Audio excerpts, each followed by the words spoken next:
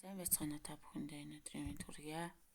За ингээд 2022 оны 9-р ангийн гүйцэтгэлийн үнэлгээний материалын тайлбарыг хүрэхэд бэлэн боллоо. За хоолны давсны бүтэц альвэ гэж байна. За энэ бол 9-р ангийн сурах бичгийн дээр бол байдаг. За хоолны давс бол яах вэ гэвэл энэ байна те. За энэ хоолны давс нь бол ионы тас торонторын бүтэц үүсгэх бөгөөд ингээд тас торонторын цангилгаан дээр нэмэх асах зэнэгтэй ионууд ээлжлэн байрладаг учраас хоолны давс бол энэ байна. За бидний хоолны давсны томьёо бол натрийн хлорид гэдэг те хоол хүнсэндээ хэрэглэдэг. За тэгвэл энэ хоёр дахь Б зураг бол алмазих байна. За энэ бол усны молекулын бүтцийг харуулсан байна те. Энтэй таарч штэ. За тэгэхээр энэ бол усных юм байна. За энэ бол хүчил төрөгчийнхтэй таарч байна. За энэ бол тас дорнд нэг нүрс төрөгчийн атом нь 3 нүрс төрөгчийн атомтой холбогдож байгаа учраас энэ бол С балжуулууг бол илэрхийлж байна. Энэ алмаз балжуулуу хоёрын ялгаа нь юу гэхээр алмаз нь бол нэг нүрс төрөгчийн атом нь 4 нүрс төрөгчийн атомтой холбогддог учраас энэ бол алмаз юм.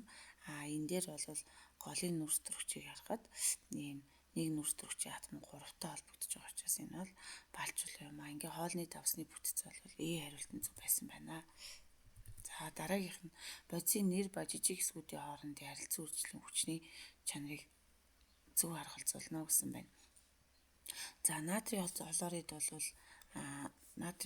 бол хатуу учраас жижиг хэсгүүд нь бол таталцал буюу таталцлын энерги буюу потенциалын энерги хамгийн ихтэй нээж байгаа. За дараа нь бол шингэн төлөв байдалтай ус байж байна. Энэ хатуу төлөвийн ер нь бол таталцлын энерги хамгийн их байдаг бол шингэнийх бол дундаж харин хий бодисых бол таталцал хамгийн бага байдаг. Тэгэхээр натрийн хлорид бол жижиг хэсгүүдийн таталцлын энерги хүчтэй таталцдаг учраас нэгийн Б-тэй хариулт аль вэ гэхээр энэ хоёрын аль нэг нь. За ус бол жижиг хэсгүүдийн таталцлын хүч харьцангуй багатай байдаг. Хүчил төрөгч бол хамгийн бага байдаг хий учраас тий. Тэгэхээр 2-ын ИВ-тэй энэ байна. 3-ын ИТ гэхээр 2-ын хариулт бол зөв байсан байна гэж үзнэ. 2-ын бол хариулт зөв байсан байна. Яагаад жижиг хэсгүүдийн таталцлын натрийн хлорид чинь жижиг хэсгүүдийн таталцлын энерги хамгийн их байна шүү дээ. Дараа нь бол ус жижиг хэсгүүдийн хоорондын таталцлын энерги бага байна. Тэгээд хүчил төрөгч бол хамгийн бага байна гэхээр 2-ын бол D хариулт нь зөв байжээ. За 3-т нь бодисын түлхэн шилжилтийг нэрлэнэ гэж байна. За бодис бол хатуу төлөвт байж байгаад хална ихний ээлжинд. За халаага жижиг хэсгүүдийн таталцал их байна те. За дараа нь яасан бэ гэхээр хатуугаасаа шингэн төлөвт шилжих процесс нь яг ингээд жижиг хэсгүүдийн хоорондын таталцал нь буурч байна те. Тэгэхээр бодис хатуугаас шингэн төлөв шилжихийг бид нар бол хайлах гэж нэрлэнэ. Тэгэхээр энэний 3-ын хариулт нь зөв байсан байна. Дараах ватмын бүтцийн загварыг ажиглаад дугаар тохирох жижиг хэсгийг нэрлэнэ гэсэн байна. За тэгэхээр эхний ээлжинд бол эндээс бол бид нар юу яана гэсэн үг. Атомын бүтцээ бол ажиглана. За тэгэхээр энэ бол протоны тоо гэдэг бол тухайн элементийн атомын хувьд бол электроны тоотой бол тэнцүү байдаг. За тэгэхээр 1-р давхраан дээр бол 2 электрон, 2-р давхраан дээр 6 электрон байна. 4 электрон байгаа учраас энэ нийт электроны хувьд бол 6 байна. Электроны тоо нь бол 6.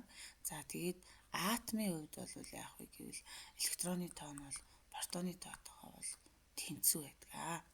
За тэгэхээр нэг бол юу энэ зүгээр яг элементийг олохгүй юм байна. Зүгээр нэг юуг илэрхийлж байна вэ гэхээр цэнэггүй нейтроныг илэрхийлж байна.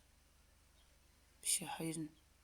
Нэг бол нэмэх цэнэгтэй гэсэн учраас протоныг илэрхийлж байна.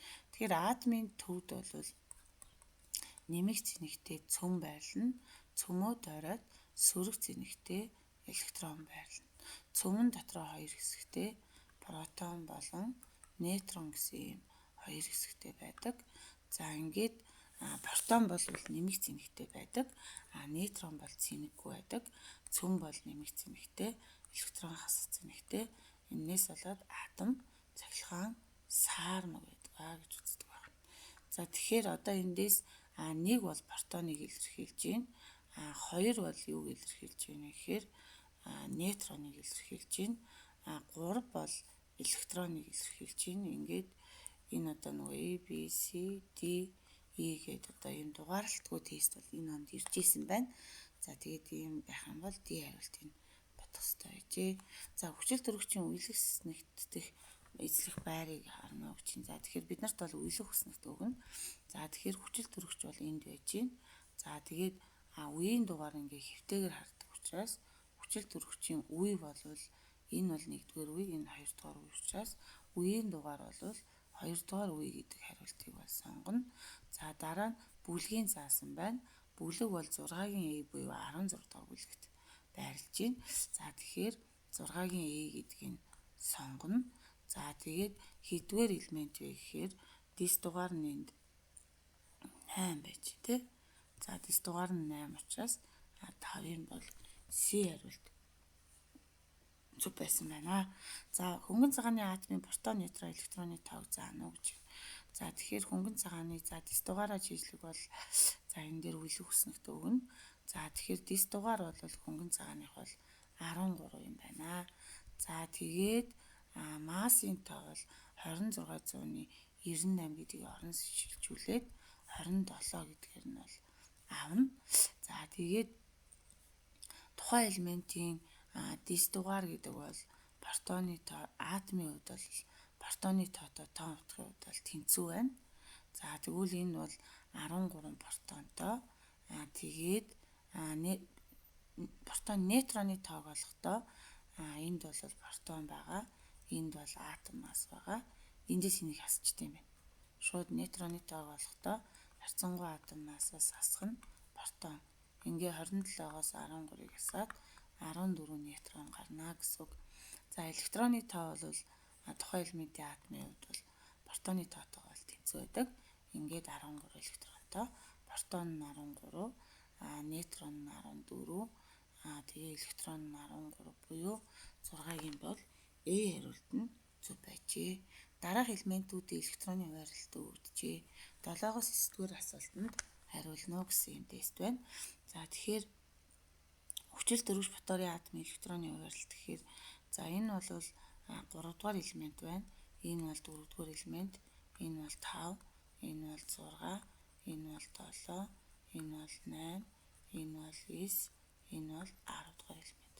3-р элемент юу вэ гэдгийг мэдэхгүй бол нөгөө саяны үеийн хүснэгтээ харж байна. 3 энэ литий, 4 бериллий, 5 бор, 6 нүрс төрөгч 7, азот 8, хүчил төрөгч 9 фотор, 10 неон байна. За тэгэхээр саяных руугаа буцаж очиод 3 бол энэ литий байжээ, 4 бол бериллий, 5 бол бор, нүрс төрөгч азот, энэ хүчил төрөгч фотор, неоны электрон байгууламжийг таниаж. Хүчил төрөгч болон фоторих бол хүчил төрөгч болон фоторих бол 6, 7 юм байна. 6, 7-тай хариулт C хариулт нь зөв байсан байна. 7-гийн. За 8 дахь нь болохоор үеийн хүснэгтийн 3-р бүлгийн элементийн электроны хуваарлалт аль вэ гэхээр 3-р бүлэгт бол энд бор орж ин тэ энэ 3 4-р бүлэг гэсэн бол нүрс төрөгч 5 гэсэн бол энэ явах гэсэн ба шүү дээ. За тэгэхээр 3-р бүлгийнх гэхээр бор буюу 3 байж таарах нэ. Ингээд 8-ын A хариулт. Элементүүдийн шинж чанар үеийн дагуу хэрхэн өөрчлөгдөх вэ гэхээр үеийн дагуу хойшлох тусмаа металл шинж бол буурна.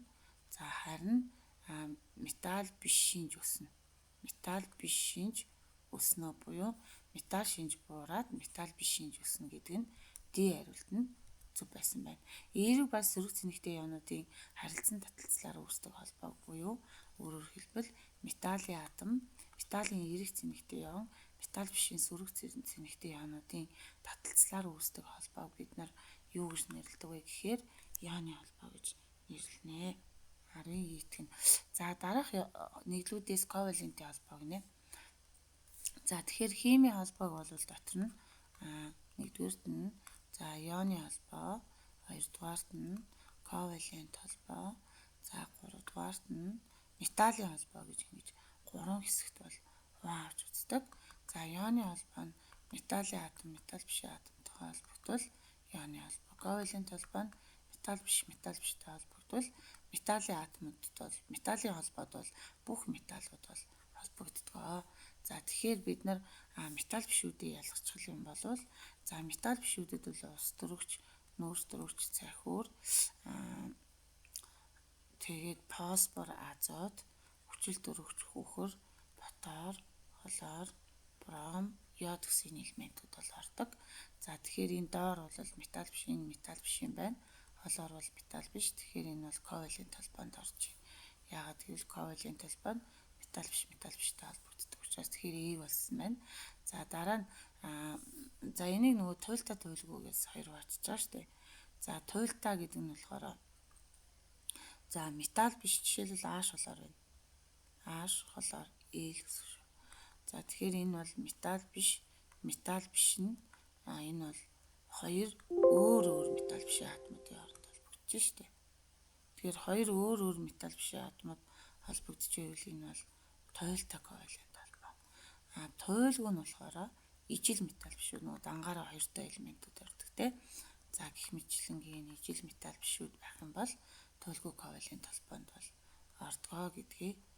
За тэгэхээр энэ бол туйлтаа юм байна. За натрий бол энэ дотор байхгүй учраас одоо энэ металл биш дотор байхгүй бол за энертийн хийнээс бусд нь бараг л ихэвчлэн металл юм уу? Металлоид орно. За энэ бол металл юм байна. Металл биш юм байна. Металл бишийн атомуудын хооронд ионы холбоо болно. За металлын атомууд нь бол металлын холбоогоор бол холбогддог. Металлын холбоо. За кальций бол металл, хлор бол металл биш. Тэгэхээр металл бишийн атомуудын хооронд ионы холбоо орно. За хөнгөн цагааны оксид бол металлын холбоо бол үгүй ионы болон ковалентийн холбоо одоо олсон бүтцтэй гэж явж байгаа тийм. Тэгэхээр 11 байсан байна. За тэгэхээр одоо гадаад давхрааны электроны нэг нь алдаад нөгөө нь гадаад давхраандаа электроныг аваад за энэ бусдад электроноо алдсан учраас нэмэгдсэн нэгтэй катион, бусдаас электроныг авсан учраас хасгсан нэгтэй катион анионы хооронд үүсдэг холбоог бол бид нар ионы холбоо гэж нэрлээд 12-ийн И байжээ. Дараах химийн холбоог үүсэх бүдүүчийг ажиглаад элементийн атомуудын хооронд ямар холбоо үүсхийг заана уу гэсэн байна. За тэгэхээр энэ дээр бол нүүрс дөрвч бол гадаад давхраандаа 1 2 3 4 за ингээд дундын бас ус дөрвч нүүрс дөрвч 1 электроноо гаргаад ус дөрвч 1 электроноо гаргаад ингээд дундын бас электроны хувь нэмрээр үүсдэг холбоог бид нар ковалент холбоо гэж нэрлэдэг. Ингээд ковалент холбоо буюу И хариулт нь нэжээ. За нүүрсний хүчил гэхээр H2CO3-ыг хэлнэ. За энэ бол хөхөрт ус дөрвчийн хүчил байна. За энийг болохоор хөхөрт ус дөрвчийн хүчил гэдэг юм байна. За энэ NH3-ыг бол аммиак гэж нэрлэдэг. За энийг бол метан гэж нэрлэнэ. За H2SO4-ыг бол хөхрийн хүчил. За тэгэхээр метан бол CH4 байт юм байна. Аммиак бол NH3 байт юм байна. Хөхөрт ус дөрвчийн хүчил бол H2S байт юм байна. Нүүрсний хүчил бол H2CO3 байт юм байна. Ингээд нүүрсний хүчлийн бүтц бол И хариултан зөв байжээ. Химийн бацуудыг шин чанар химийн холбооны төрлөөр нь ангилна гэж металлын холбоо болж энэ цахилгаан дамжуулдаг. Тэгэхээр хоёрын бета хариулт энэ байна. Энэ байна. Бүр алга. За ионы холбоо бол хатуу төлөв байдалтай цахилгаан дамжуулахгүй, уусмал ба хайлмал байдалтай л дамжуулж. Тэгэхээр хоёрын Этэй, 3-ын Этэй хариулт. Нэг нь ковалентийн холбоо бол цахилгаан дамжуулдаг. Бүрс бол чөлөөтэй электрон байхгүй учраас. Ингээд 15 бол С хариултан зөв байжээ. 16-т нь өгсөн нэгдлийн молекул массыг олооч гэж. За алюминиум 2S4 3 дахины молийн массыг ол гэж чинь тий. За энийг олохын тулд бид нарт нөгөө юу хэрэгтэй. За хөнгөн цагааны сульфатыг энэ дээрээ олчил олоход амар учраас. За алюминиум 2S4 3 дахин гэж. За эхлээд хөнгөн цагааныхаа харьцангуй атом масс 2698 гэдэг бол 27-г энэ доор нь байгаа коэффициентээр нь үржүүлээд нэмэх нь хаалттай байвал хаалтны гадна талд үржих нь 3 гэдгийг тавина. За хөхрийн харьцангуй атом массыг бол 32.7 гэж таймлаад 32-аар авна. За хүчил төрөгчийн харьцангуй атом массыг 16-гаар авна. Ингээд 16-г үржих нь 4 гэдэг ч байна. За ингээд бодсон чинь аль нь гарваа гэхээр 342 гардаг гэсэн. За ингээд 16-гийн E гарч байна. За тэгэхээр саяных шиг 27-г 2-аа үржүүлээд нэмэх нь 32 нэмэх нь 16 үржих нь 4 гээд үржих нь 3 гээд ингээд тэгэхээр 342 гардаг юм байна. Ингээд 16-гийн E харилцан байжээ. Хүчтэй хүчлийн pH ямар байдаг вэ гэж чинь. За pH-ийн мөрөөс авч үзэх юм бол 0-аас 7, 7-оос 14-ийн хооронд. За 7-оос холдох тусмаа за энэ 0-аас 6-гийн хооронд байвал энэ бол хүчиллэг орчинтой байдаг. За хүчиллэг за 7-той тэнцүү байвал саармаг орчинтой байдаг.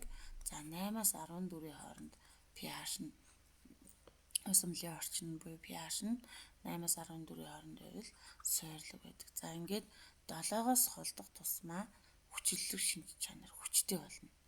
7 руу ойртох тусмаа сул болно. За тэгэхээр 7-оос холдох тусмаа хүчтэй хүчлэг болох нь 7-оос холдох тусмаа хүчтэй суурлаг болно. 7-той ойртох тусмаа сул суурлаг болно. За тэгэхээр хүчтэй хүчлийн pH бол хүчил чинь хүчтэй байх тусмаа 0-аас pH нь 0-аас 2 за 3-ийн хооронд 2-ийн хооронд 3-ийн хооронд байна. За сул байх юм бол pH нь 0-аас 3-ийн хооронд гэж pH нь 4-ээс 6-гийн хооронд байна. За хүчтэй суурийг авч үзье. Суурийг дотор нь хүчтэй байх тусмаа 7-оос хол гэсэн ш. Тэгэхээр pH нь 13-аас 14-ийн хооронд ч гэх юм уу те. Сул байх юм бол pH нь 8-аас 10-ийн хооронд ч гэх юм уу те. За 11-ийн хооронд ч юм уу. За ингээд ийм байдлаар бол ангилж үздэг байх нэ. Тэгэхээр хүчтэй хүчлийнх бол энэ бол хүчтэй хүчил байна. Энэ бол сул хүчил байна. 8-тай сул суур байна. За энэ бол хүчтэй суур байна. За энэ бол саармаг байна. Дараах урвалуудын оронд за натрийн карбонат дээр хөхрийн хүчлийг нэмэхээр эндээс бол натрий 2-4 үүснэ. Натрий 2-4 үүснэ. Тэгээ H2CO3 үүсэж байгаа нөхцөлд CO2 усыг үүсгэх ёстой. Ингээд 18-ын бол E хариултан байжээ. Өгөгдсөн химийн урвалын тэгшлэлийг гүйцээж бичээд их болгон бүтээгдэхүүн бодисуудын өмнөх коэффициентуудын нийлбэрийг олооч гэж. За үүнийг олохын тулд алюминиум SO4. За хөнгөн цагаан гидроксид ион бол хасах 1 байна. Энд нэмэх 3 байна. Тэгэхээр энд нэмэх 3, устөрөгч нэмэх 1 SO4 хасах 2 гэхээр энд хасах 2 байна. За яагаад 2 байна вэ гэхээр энэний доор 2 гэсэн учраас тийм байдаг байна шүү дээ. За тэгээд тэнцвүүлэхээр энэний доор 2 ирээд энэний доор 3 дахин ирнэ. За ингээд энэ бол солилцох хурал байна тий. Захын 2 голын 2 гээд. За ингээд H2 энэ бол солилцох хурал юм аа. За тэгэхээр урвалын тэгшлэлийг тэнцвүүлэхийн тулд энд 2 байна. Энэний өмнө 2-ыг тавина. За S бол энд 1-ийг 3-аар үржүүлэх 3 байна. Энэний өмнө 3. 2 3-ын 6 дээр нэмэх нь 1-ийг 3-аар үржүүлэх 3 3 2-ыг үржүүлэх 6 гэхээр 12 болж байна. Тэгэхээр 12-ыг 6 болно гэсэн 3 4-ийн 12 аваад дээр нэмэх нь 6 1-ийн 6 гэхээр 18 хүчил төрөгч байна. За энийг тоолъё. Энд 1 байна. 1-ийг 3 үржүүлээд 3 3-ыг 2-оор үржүүлээд 6 дээр нэмэх нь 3 4 12 гэхээр 18 байна. Ингээд энэ урвал маань яасан бэ гэхээр тэнцсэн байна. За ингээд тэнцсэн байгаа урвал дээр их бодисууд болон бүтээгдэхүүн бодисуудын өмнөх коэффициентуудын нийлбэрийг олооч гэж байна. За энэ бол сумны уртал байвал энэ бол их бодис байдаг. За их бодис дээр 2 дээр энд 3 байна. Ингээд их бодисуудын өмнөх коэффициент нь бол 5 байна. За дараа нь сумны арт бол ямар байдс вэ гэхээр бүтээгдэхүүн байдс байна. Энд 1 байна. 1 дээр 6-ыг нэмээд 7 байна.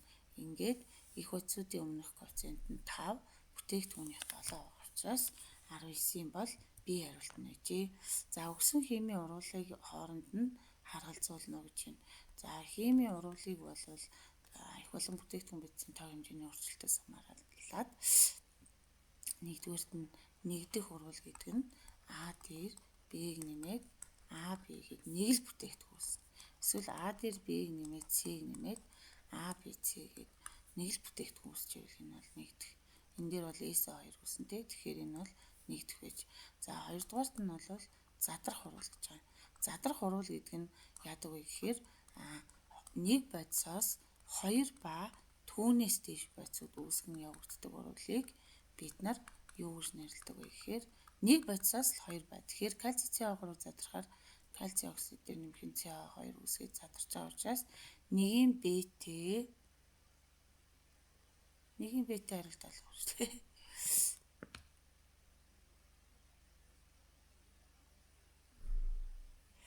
За нэгийн Б-тэй. За энд зөв хариулт байхгүй юм байна.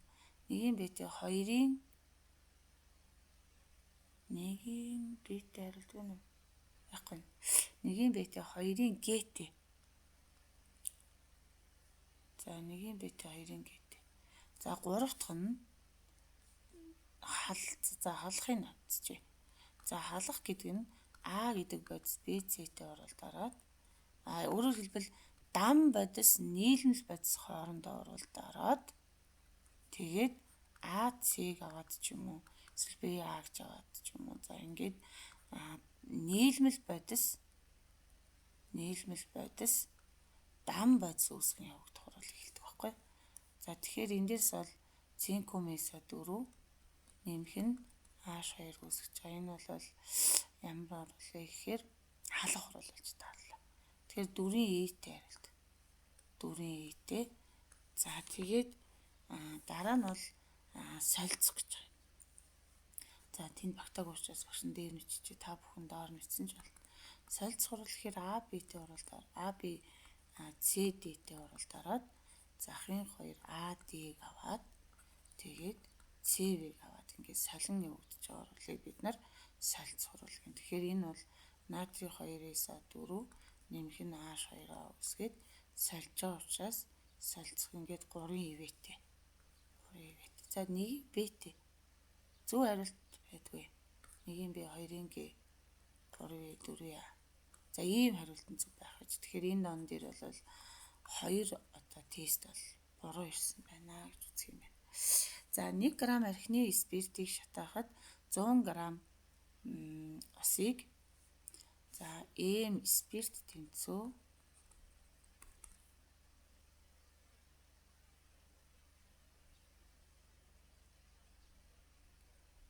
спиртийн масс нь хэдтэй тэнцүү гэхээр спиртийн масс нь бол за спиртийн масс нь бол 1 г гэж шүү дээ. За М ус нь бол хэдтэй тэнцүү гэхээр 100 г ус байна. За дельта Т бол 30 градусаар халаасан гинэ. За одоо ингээд эндээс бол энэ нэгжийг нь болохоор киложоулын үржин грамм хасах нэг байгаа. Дулаан хэд байх вэ гэж. За Q тэнцүү М-ийг үржих нь С-ийг үржих нь дельта Т гэж байдаг те. За М гэдэг нь ус юм уу? Ус эмнэлгийн масс байх хэвээр. За С гэдэг нь усны хувийн дулаан багтаамжинд өгсөн байна. Дельта Т. За тэгэхээр 100 г-ыг үржих нь 100 г-ыг үржих нь 4184 жоулыг үржих нь грамм хасахныг үржих нь С хасахныг үржих нь 30 градус гэж байна. За тэгэхээр одоо энийг яах ёстой вэ гэхээр бид нар бодож үзэх ёстой байна. За ингээд хариуг нь гаргахаар бол ингээд цааш нь өргөжлүүлээд энэ 100-га хэдээр үржүүлэх вэ гэхээр 100-г үржих нь 4184 гэлөө 4-тэй навчхан үржих нь 30 градус шүү дээ. Тэгэхээр 12000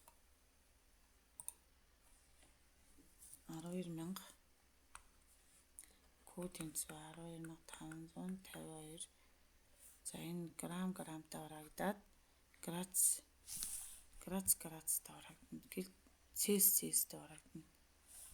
Тэгэхээр хэд гарах вэ гэхээр энэ жоул гарна. Нэг чинь. Тэгэд хариултууд нь дандаа килжоултай байгаа учраас 1 килжоул нь 1000 жоултай тэнцвүүгээд за ингээд шилжүүлэхээр энийг 1000 хуваахаар 12,552 килжоул гарна. За тэгэнгүүтээ 1 грамм архины спиртийг шатаахад 552 килжоулаа 1 граммд хуваахаар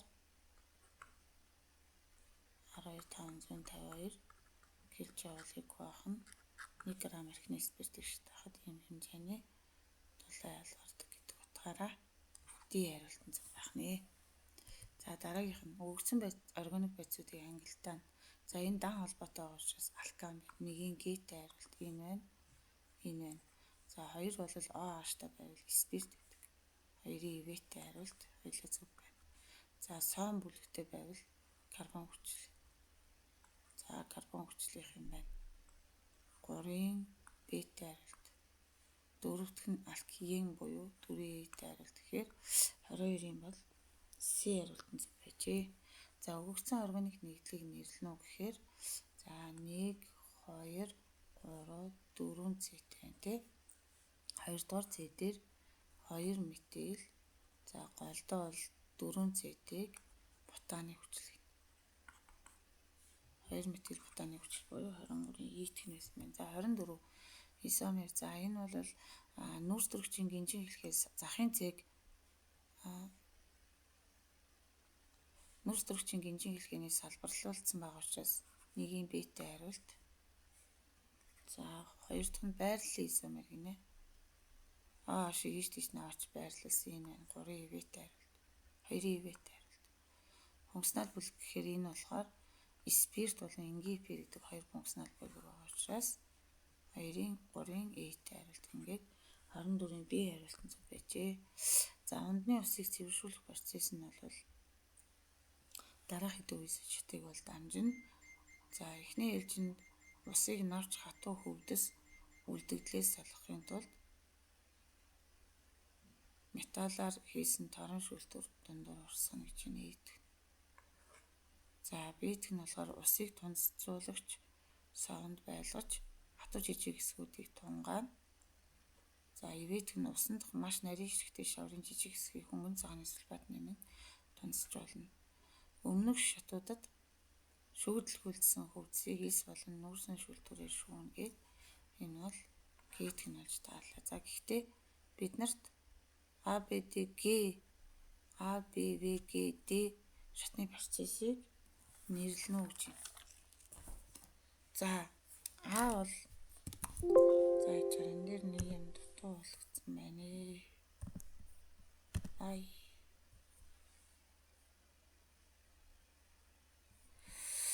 За энэ чи хэдгээр хуудсан дээр байсан бэ гэхээр ус гэдэг сэдвүүд байсан.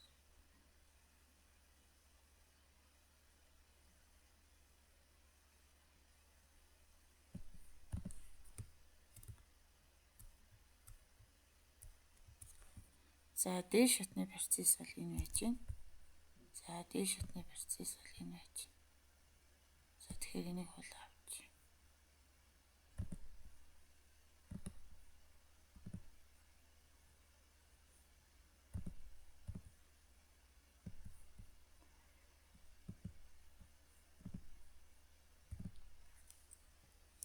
За өөрөөр хэлбэл сурхамжчин дээрээ за металл А нь бол усыг навч хатуу хөвдөс үлдэгдлээс салгахын тулд металл торон шүүлтүүр. За ингээд энэ гуруула зүг байна. За Б бол тунцчлах хэсэг гэж байна уу? Байна. Энэ хоёр зүг байна. Энэ хоёр тунцчлах хэсэг. За Г болохоор эс болон нүүрсний шүүлтүүр. Эс болон нүүрсэн шүүлтүүр зөв байна. Д бол холоор нэмэх Е гэж алга байна. Цэвэршүүлсэн усыг дамжуулах. За ингээд 25-ын С байжээ. За ус чанарын мөрөөнөөс хараад сурагч 70 градусын температур 100 г усанд калий хлоридыг өсөж хансан ус бэлтгэсэн. Уусах чанарын мөрөө ашиглан калий хлоридын уусах чанарыг 70 градус тодорхойлох юм байна.